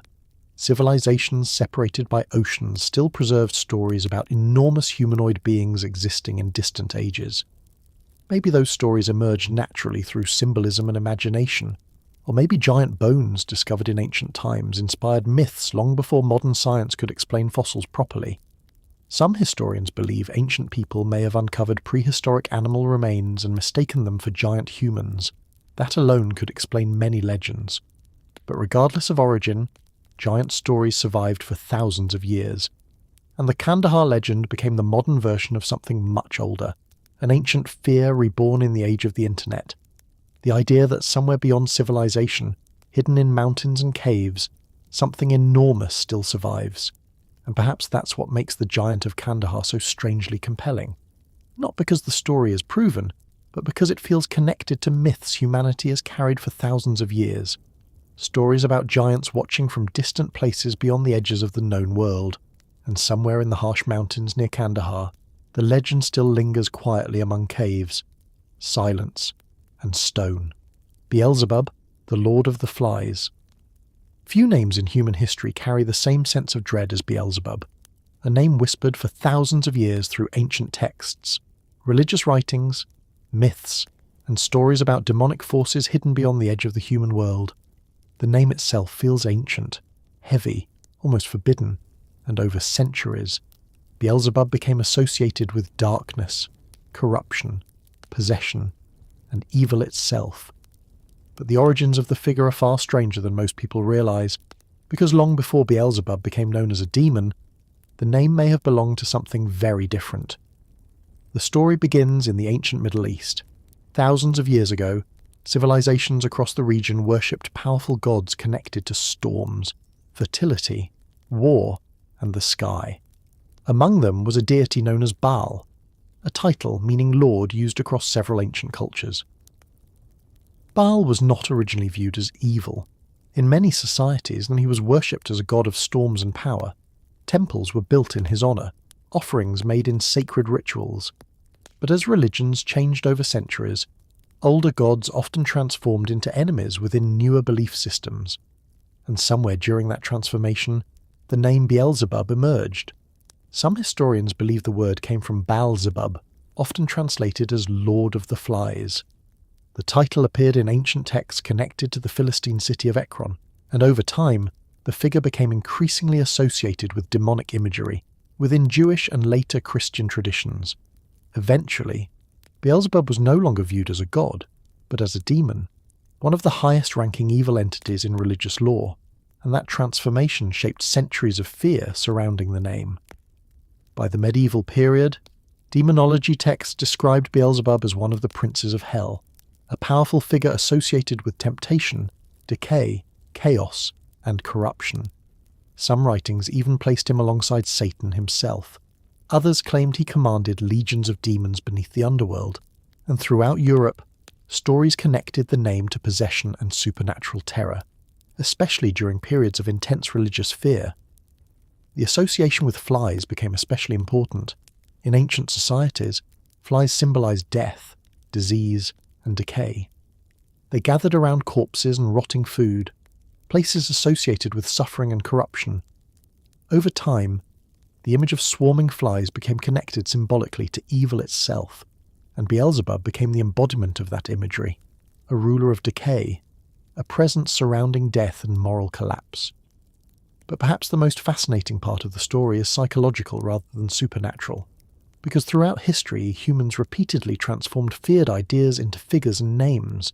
Evil became personalized, given faces, titles, voices, and among those names, Beelzebub became one of the most feared, especially during the Middle Ages.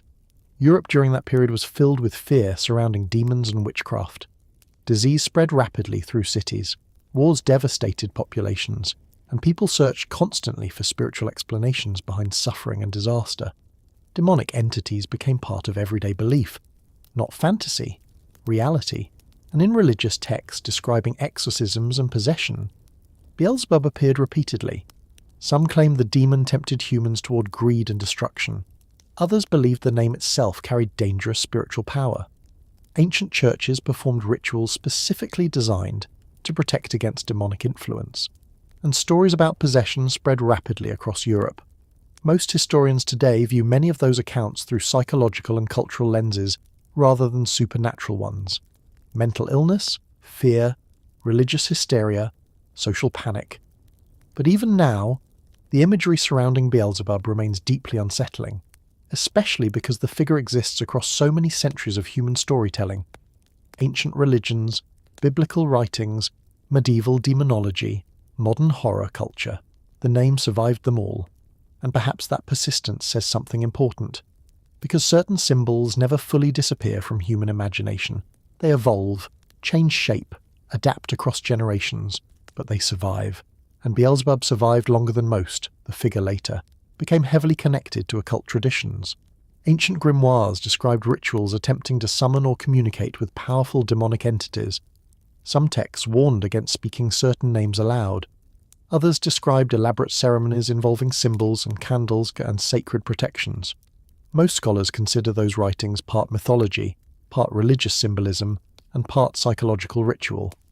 But the fear surrounding them was very real to the people who believed in them, and belief itself can shape human behaviour powerfully, especially in darkness, especially in isolation, especially when fear takes control of the imagination. Over time, Beelzebub also became connected to literature and popular culture. The name appears in novels, horror films, and music, and folklore across the world. One of the most famous examples came from William Golding's novel Lord of the Flies, directly referencing the ancient meaning behind the name. The symbolism remained the same: chaos, violence, the darkness hidden inside human nature itself, and perhaps that is why the story continues surviving. Because Beelzebub eventually became more than a demon. The figure became symbolic, a reflection of corruption, fear, and the parts of humanity people struggle to confront within themselves. Even today, the name still creates discomfort. Not because most people literally believe in ancient demons, but because certain symbols carry emotional weight across centuries, and few names accumulated more fear throughout history than Beelzebub. The strange thing is, nobody fully knows where the line between mythology, religion, and psychological symbolism truly ends. Ancient people experienced the world differently. Storms, disease, death, madness, all felt connected to unseen forces moving beyond human control, and perhaps demons became a way of giving shape to those fears, a language for darkness itself. Maybe that's why figures like Beelzebub continue haunting human imagination long after the ancient world disappeared. Not because something supernatural is hiding in the shadows, but because the fears surrounding such figures never fully vanished from the human mind. They simply changed form over time, and somewhere across thousands of years of myth, religion, and fear, the name Beelzebub still survives quietly in the darkness of human history. The horrifying slave Bible, the altered Bible of slavery. In the early 19th century, a version of the Bible began circulating among enslaved people in the Caribbean, unlike any Bible the world had ever seen before. At first glance, it looked ordinary: old leather binding, faded pages, religious scripture printed for worship and teaching. But hidden inside the text was something deeply disturbing. Entire sections of the Bible had been removed deliberately.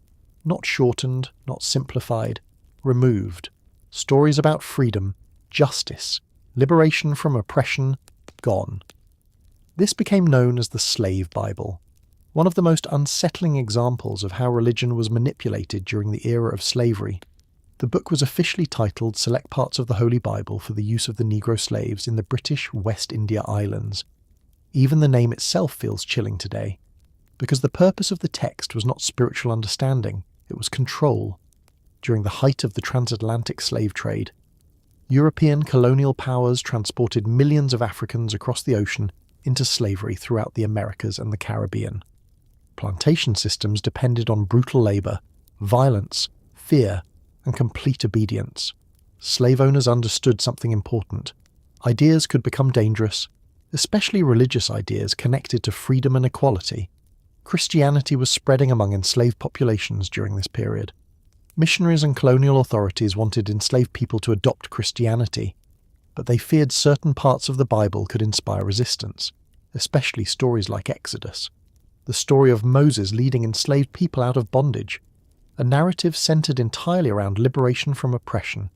For enslaved communities, those stories carried enormous emotional power, and colonial authorities recognized the danger immediately. So the Bible itself was altered. Large portions of the Old Testament were removed completely. Most of Exodus disappeared. Passages emphasizing freedom, equality, and divine justice were cut away. Entire chapters vanished from the text. Meanwhile, verses encouraging obedience and submission remained. Passages telling servants to obey masters were preserved carefully. The result was not simply a shortened Bible. It was a controlled version of Scripture designed specifically for enslaved people. A religious text reshaped to support slavery itself. And perhaps the most disturbing part is how intentional the editing appears. Researchers later discovered that large percentages of the original Bible were missing. Some estimates suggest nearly 90% of the Old Testament had been removed. The goal was clear: prevent enslaved people from identifying with stories of liberation, limit access to ideas that might inspire rebellion or resistance, and use religion as a tool of control. That realization changes how the book feels when viewed today, because this was not accidental censorship, it was engineered, a carefully altered religious text designed around maintaining power, and throughout history, controlling information has always been one of the most powerful forms of domination, especially controlling sacred information. The Slave Bible also reveals something deeply unsettling about the psychology of slavery itself. Because systems of oppression rarely survive through violence alone. They survive by shaping belief, by controlling narratives, by convincing people their suffering is natural, justified, or even divinely approved. Religion became one of the tools used for that purpose. Not everywhere, not by all Christians. Many religious groups strongly opposed slavery throughout history, but in the colonial plantation world, certain authorities used scripture selectively to defend the system. And the slave Bible became one of the clearest examples of that manipulation. The surviving copies today feel haunting to historians, thin volumes missing enormous sections of text, entire stories absent without explanation, pages where liberation once existed replaced by silence. And perhaps the strangest part is how long the book remained relatively unknown. Many people today have never heard of the slave Bible at all, yet it represents one of the clearest examples of how powerful institutions can reshape information to serve control. Even language itself becomes dangerous under oppression, especially stories, because stories shape identity, hope, resistance. And throughout history, rulers often feared ideas more than weapons. The story of Moses mattered because enslaved people saw themselves inside it, a people suffering beneath oppression while dreaming of freedom. Removing that narrative was an attempt to remove psychological resistance itself. And yet, despite those efforts, enslaved communities still preserved culture, spirituality, and resistance across generations.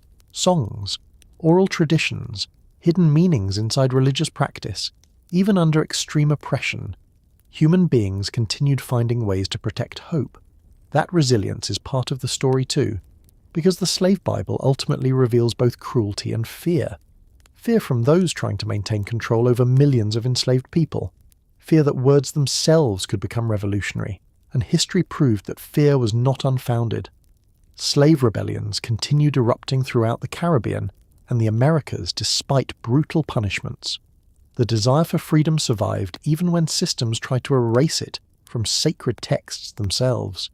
Today, surviving copies of the slave Bible are preserved in museums and collections, not as religious tools, but as historical evidence of how deeply slavery shaped every aspect of life, including faith itself. Looking at the altered pages now feels deeply unsettling, because the omissions are impossible to ignore. Entire sections missing, entire themes erased, a sacred text transformed into an instrument of obedience. And maybe that's what makes the slave Bible feel so haunting. Not just the censorship itself, but the reminder that throughout history, powerful systems have often tried to reshape truth in order to preserve control, even rewriting holy books when necessary. And somewhere within those altered pages, between the verses that remained and the stories that vanished, the silence of everything removed still lingers today. Niccolò Paganini, the violinist said to serve the devil. In the early 19th century, audiences across Europe began witnessing performances so strange and mesmerizing that many people struggled to believe they were human. A man would walk onto the stage carrying a violin, tall, pale, almost ghost-like beneath candlelight, and then the music would begin. The sounds coming from the instrument felt impossible, vast beyond comprehension, beautiful one moment, terrifying the next. Some listeners claimed it sounded as though multiple violins were playing at once. Others swore the performer moved with unnatural precision, his fingers flying across the strings faster than the eye could follow. People left concerts trembling, and soon, whispers began spreading through Europe. The violinist had made a deal with the devil. His name was Niccolò Paganini, and even today, he remains one of the most mysterious musicians in history. Paganini was born in Genoa, Italy in 1782. From childhood, his talent appeared extraordinary. He practiced obsessively for endless hours under the strict control of his father. By the time he was young, audiences already recognized that something about his playing felt different from ordinary musicians. But it was not only skill that unsettled people, it was the atmosphere surrounding him. Paganini looked unusual, extremely thin, pale skin, dark hollow eyes, long fingers that seemed almost unnaturally flexible. Combined with his intense stage presence, he began appearing almost supernatural beneath dim concert hall lighting, and then there was the music itself. At the time, violin performances followed relatively traditional techniques, but Paganini shattered expectations completely. He played at impossible speeds, performed difficult passages on single strings, used techniques many musicians had never seen before: harmonics, left-hand pizzicato, wild jumps across the instrument. Some listeners genuinely could not understand how one person was producing the sounds they heard, and in 19th century Europe, unexplained talent often became associated with the supernatural, especially during an era already filled with religious fear and fascination with the occult. Stories spread rapidly. Some claimed Paganini learned music in prison from dark forces. Others believed the devil himself guided his hands during performances. One legend claimed audiences could actually see demonic figures standing beside him on stage while he played. And because his concerts felt emotionally overwhelming, the rumours only grew stronger. Women fainted during performances. Crowds became hysterical. Critics described the music as hypnotic, almost dangerous. Paganini quickly transformed from musician into myth. Partly because he encouraged the mystery himself, he rarely denied the rumours directly. In some ways, the dark reputation helped his fame spread across Europe even faster, and the more impossible his performances seemed, the more people believed something supernatural must be involved. One story became especially famous. According to legend, Paganini could continue performing even after multiple violin strings snapped, until eventually, he played entire sections on a single remaining string. Whether exaggerated or not, the stories made him appear almost inhuman, a figure beyond ordinary musical ability. And perhaps the strangest part is this: even modern violinists still consider Paganini's compositions extraordinarily difficult. His works pushed violin technique far beyond what existed before him. Some pieces remained nearly unplayable for generations after his death, meaning the impossible feeling surrounding his music was not entirely imagined. He truly was operating at a level few others could reach. But the darker rumours surrounding Paganini intensified because of death itself. When he died in 1840, the Catholic Church reportedly refused him a proper burial for a time due to suspicions surrounding his reputation and alleged connection to demonic forces. That detail only deepened the legend. Stories claimed his soul could not rest, that his violin carried curses, that strange sounds emerged near places connected to him.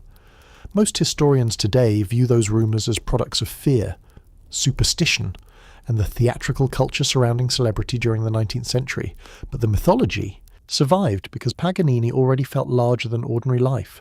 His appearance, his music, his mysterious personality, everything combined into something almost gothic. And Europe during that era was fascinated by dark romantic figures, ghost stories, demons, forbidden knowledge. The supernatural became woven deeply into art and culture. Paganini fit perfectly into that atmosphere. The image of a pale violinist summoning impossible music beneath candlelight felt almost designed for legend. And perhaps the most fascinating part is psychological, because humans often struggle to explain extreme genius, especially when talent appears so advanced it feels unnatural. Throughout history, extraordinary individuals were sometimes viewed not as gifted, but as dangerous, as though abilities beyond normal understanding must come from something outside humanity itself. Paganini became one of the clearest examples of that phenomenon. A man so talented, people convinced themselves the devil must be involved. Over time, the legend expanded far beyond reality. Books, films, stories, paintings. Modern horror culture continued transforming Paganini into a supernatural figure long after his death. Some even claimed his famous violin contained dark energy connected to his spirit. And yet behind the myths, there was also a real human being, a musician who practiced relentlessly, who transformed violin technique forever, who understood performance not only as music, but as theatre. Paganini knew mystery created power, and perhaps he understood something deeper too, that audiences do not simply want skill, they want wonder, fear, the feeling of witnessing something impossible. Even today, recordings of Paganini's compositions still feel intense and dramatic. The music moves unpredictably, beautiful one moment, chaotic the next, almost alive. And maybe that's why the legend still survives centuries later. not because people truly believe Paganini served the devil, but because his music created an emotional experience that felt beyond ordinary explanation. A violinist standing beneath candlelight, playing sounds so impossible that entire audiences once believed dark forces must be guiding his hands. And somewhere within those haunting melodies, the myth of Paganini still lingers quietly in the shadows of music history. Vimanas, the flying machines of ancient India. Thousands of years before airplanes crossed the sky, long before modern engines, rockets, or flight technology, ancient Indian texts were already describing something extraordinary. Machines that move through the air, flying palaces, vehicles capable of travelling between cities, across the heavens, and even between worlds. These mysterious crafts became known as Vimanas, and for centuries, people have debated whether the stories were purely mythological or fragments of something far more mysterious. The word Vimana appears throughout ancient Sanskrit texts, but the descriptions vary depending on the source. Sometimes Vimanas are described as chariots of the gods. Other times, they resemble mechanical flying structures carrying kings, warriors, or divine beings through the sky. Some texts describe enormous airborne palaces shining with light. Others speak of vehicles moving with incredible speed and power, and because many of these writings are extremely old, the imagery surrounding Vimanas has fascinated historians, spiritual scholars, and conspiracy theorists for generations. Some of the most famous references appear in ancient Indian epics like the Mahabharata and the Ramayana. In the Ramayana, a flying craft known as the Pushpaka Vimana carries the hero Rama across great distances after defeating Ravana. The descriptions feel strangely vivid. The vehicle is said to move at the will of its operator, to rise into the sky, to travel rapidly above the earth, and in some translations, the craft even appears capable of carrying multiple passengers comfortably through the air. To modern readers, the imagery can feel surprisingly technological, especially because the texts often describe motion, power, and aerial travel in remarkable detail. That alone created enormous fascination during the 20th century. As aviation technology advanced in the modern world, some people began reinterpreting ancient Vimana stories through a completely different lens. What if these were not symbolic myths? What if ancient people were actually describing real flying machines? That question became the centre of endless speculation, especially after certain controversial texts gained attention. One of the most debated is the Vaimanika Shastra, a 20th century Sanskrit manuscript claiming to describe ancient aerial technology. The text includes descriptions of flying machines, propulsion systems, metals, and advanced mechanisms supposedly connected to Vimanas. Supporters claimed it preserved forgotten scientific knowledge from ancient India. But many historians and engineers strongly disagree. Detailed studies later concluded that the text was likely written much more recently, not in the deep ancient past, and scientists analysing the described designs found many concepts aerodynamically impossible. Most mainstream scholars therefore reject the idea that Vimanas were real ancient aircraft in the modern technological sense. Instead, they interpret the stories as mythology, symbolism, and religious imagination. But the mystery survives because the descriptions themselves feel unusually vivid. Ancient people across many cultures imagined beings flying through the sky, but Vimana stories often describe structured vehicles rather than magical flight alone, crafts with chambers, windows, movement, direction, almost mechanical in appearance, and that distinction continues fascinating people even today. Some researchers believe the stories may symbolize spiritual ascent rather than literal technology, journeys between worlds, movements between mortal and divine realms. Ancient epics often used cosmic imagery to describe power beyond ordinary human understanding. Others argue the stories simply reflect human imagination, because for thousands of years, humanity dreamed of flying long before achieving it. Birds dominated the sky while humans remained bound to the ground. Naturally, ancient myths began imagining ways to rise into the heavens, and perhaps Vimanas were part of that universal dream. But over time, stranger theories inevitably appeared. Some people claimed Vimanas were evidence of a lost advanced civilization existing in prehistoric India. Others connected the stories to extraterrestrials visiting Earth in ancient times. A few even believed forgotten. Technologies once existed and were later lost through catastrophe and time. Most historians reject those ideas completely, but the fascination surrounding Vimanas continues because the stories exist within some of the oldest surviving texts in human history, and ancient India itself already carries an atmosphere of immense age and mystery. Massive temples carved from mountains, mathematics far ahead of their time, complex philosophical systems exploring consciousness, cosmology, and the nature of reality itself. Within that world, stories about flying celestial vehicles feel strangely fitting, especially in epics where gods and humans move between earthly and cosmic realms constantly. The imagery surrounding Vimanas also feels cinematic even now. Golden crafts shining in the sky, machines descending from the heavens, aerial battles between divine beings.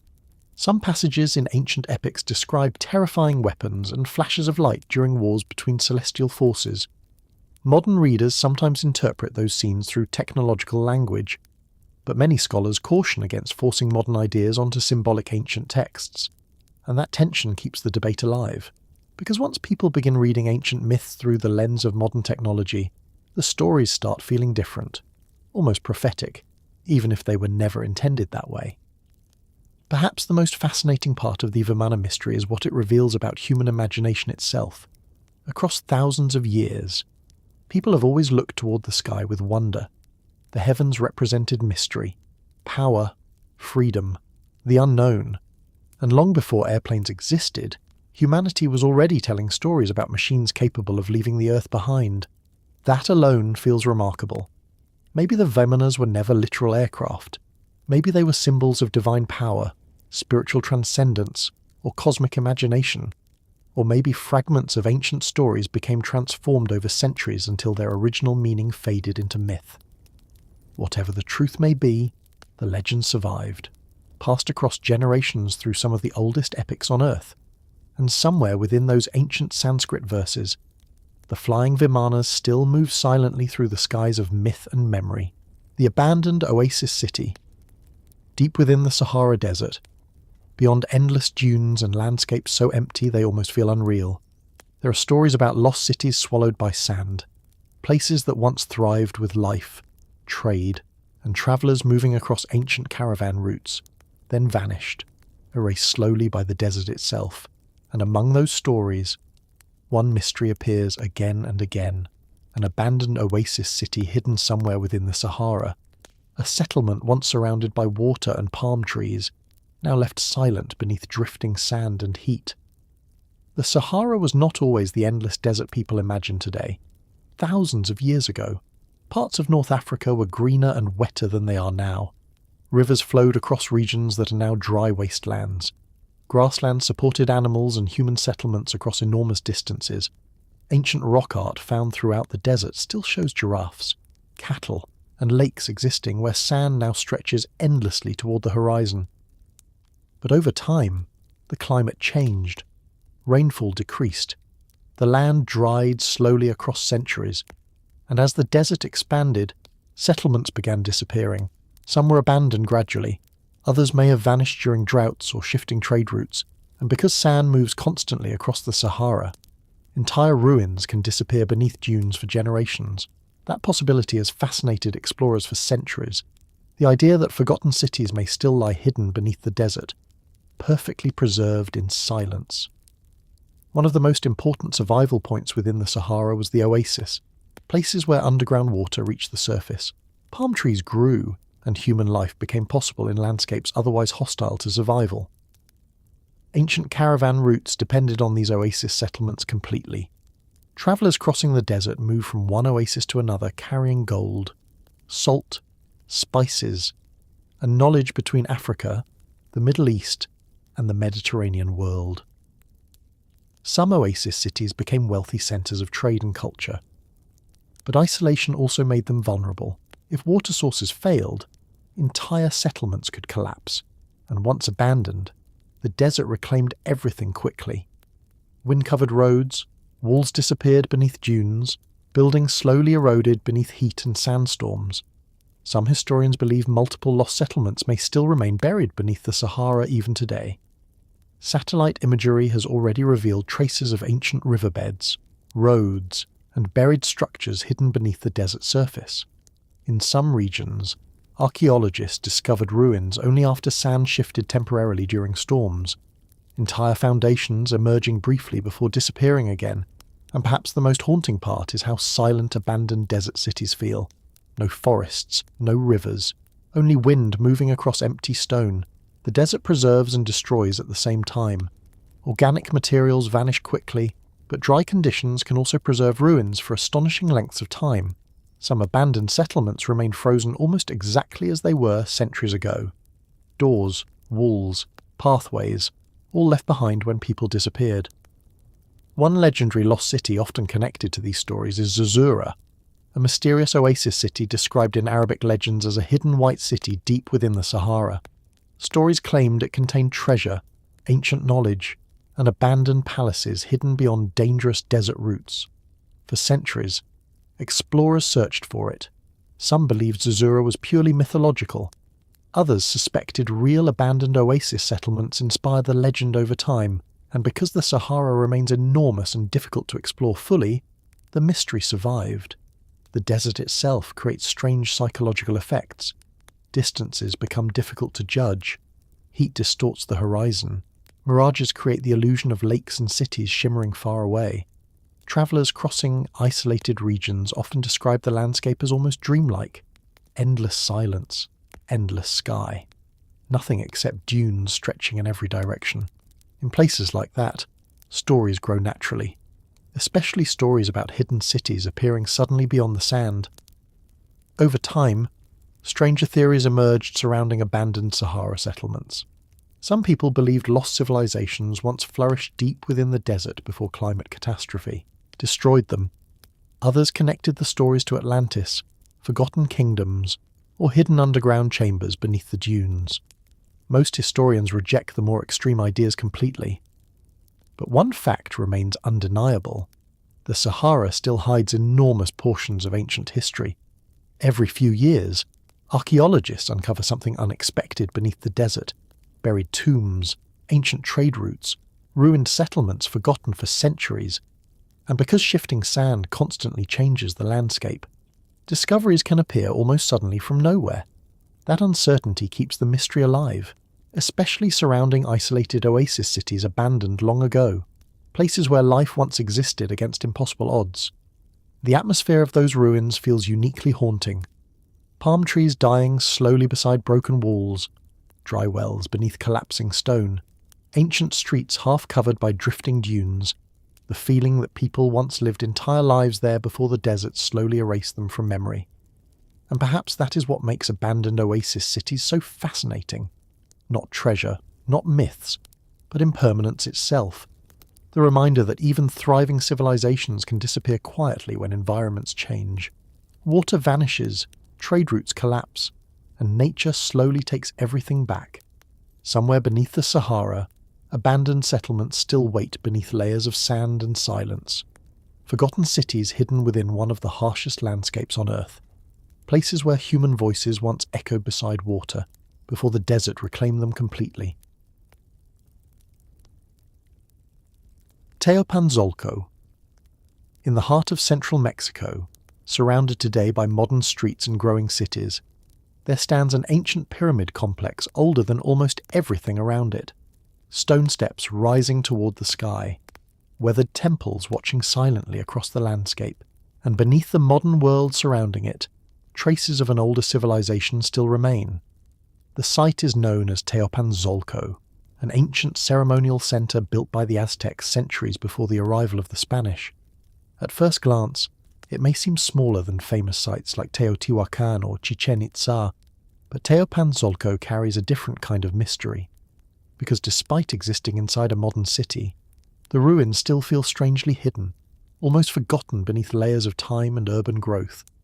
The name Teopanzolco roughly translates to the place of the old temple, and for centuries, the pyramids stood silently while entire civilizations rose and collapsed around them. The site is located in what is now Cuernavaca, Mexico. Long before modern buildings surrounded the area, this region formed part of the expanding Aztec world during the late post-classic period. The Aztecs built ceremonial centers across their empire dedicated to gods connected to war, rain, agriculture, and the cosmos itself. Teopanzolco became one of those sacred places. At the center of the site stands a stepped pyramid supporting twin temples at its summit, one dedicated to Tlaloc, the rain god, the other to Huitzilopochtli, the god of war and the sun. That dual structure reflected something deeply important in Aztec belief: balance. Rain and sunlight together controlled survival itself. Without rain, crops failed. Without the sun, life disappeared, and so ceremonies performed atop the pyramid carried enormous spiritual importance. But what makes Teopanzolco especially fascinating is how much of its history remained hidden for centuries. After the Spanish conquest of the Aztec Empire in the 16th century, countless temples and ceremonial sites across Mexico were destroyed, buried, or dismantled. Entire structures vanished beneath colonial cities. Stones from ancient pyramids were reused to construct churches and buildings, and over time, memory of many sites slowly faded. Teopanzolco survived partly because sections became buried beneath earth and vegetation. For generations, the pyramids blended into the landscape almost unnoticed.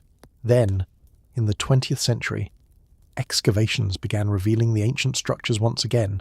Stone staircases emerged from the soil, temple platforms reappeared, fragments of ceremonial spaces hidden beneath the modern city returned to the surface. And perhaps the strangest part is how close the ancient and modern worlds feel there. Cars pass nearby. Homes surround the ruins. Modern life continues only steps away from temples, built centuries before European arrival in the Americas. That contrast creates an unusual atmosphere. Ancient stone standing quietly beside modern concrete, the past never fully disappearing.